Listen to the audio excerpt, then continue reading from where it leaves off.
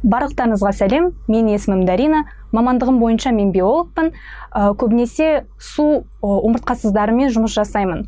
Бүгін біз жануарлар жалпы биология туралы фильмдер үзінділерін қарап, оларды талқылаймыз. Бірінші фильмге көшейік. Бұл жерде біз бұлтық құрттарды көреміз.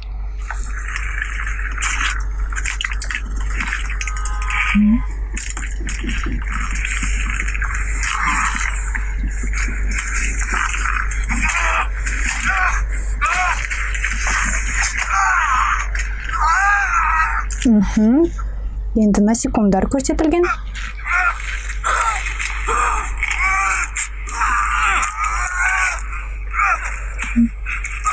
Термиттерге ұқсайды.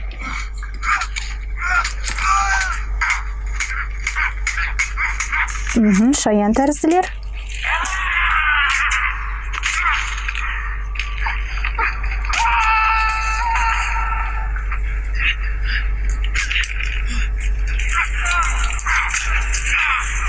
Бұл жерде ежелгі бунақ аяқтылар мен құрттар көрсетілген.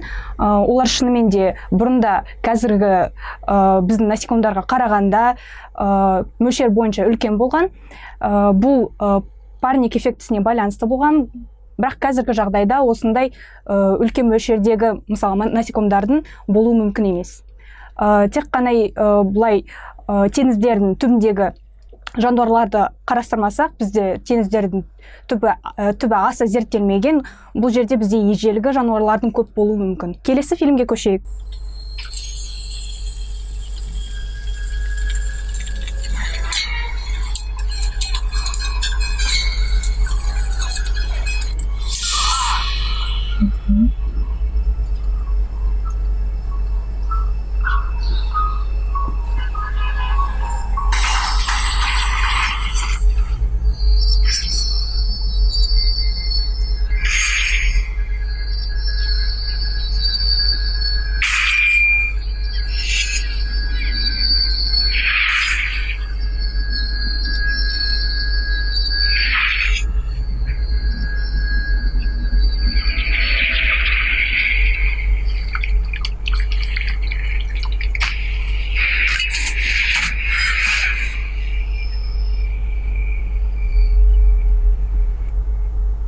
Бұл жерде бізде Человек-паук фильмінің үзіндісі көрсетілген. Бұл жағдайда біріншіден бұл мүмкін емес, себебі жай ғана бізде бір организмнің ДНК-сы екінші организмнің ДНК-сына ену үшін бізге ретровирус қажет. Қазіргі кездегі гендік инженерия тура осылай жұмыс істейді. Мысалға бір организмнің ДНК-сы бактериофаг арқылы екінші организмнің ДНК-сына енгізіледі. Бұл фильмде бізде аса улы өрмекші көрсетілген. Сондықтан өрмекші шағып алған кезде у денеге енеді де басты кейіпкердің метроға дейін жетуі мүмкіндігі болмаушы еді. Сонымен қатар бұл жерде бірден фенотиптік өзгерістер көрсетіледі. Ал егерде біз мысалға осы ретровирусты алсақ, ол кем дегенде оның ДНК-сы көбею үшін кем дегенде бір күн қажет болады. Сондықтан осындай фенотиптік өзгерістердің жылдам болуы мүмкін емес. Бұл жерде Питер Паркер арнайы өсінділер арқылы вагонның төбесіне бекітіледі. Бірақ осындай жағдайдың болуы үшін оның қолы толығымен осындай өсінділермен қапталу қажет. Келесі фильмге көшейік.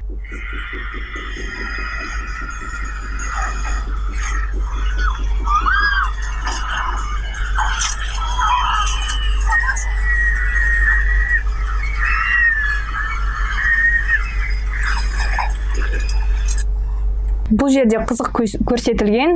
Ең басында әйел қанды көрмегенше пираньялардың оны тістегенін байқамайды. Жалпы алғанда пираньялардан адамның өлгені туралы бірде-бір жағдай бекітілмеген. Бірақ дегенмен пираньялар адамдарға мүлдем қауіп келтірмейді деген сөз емес.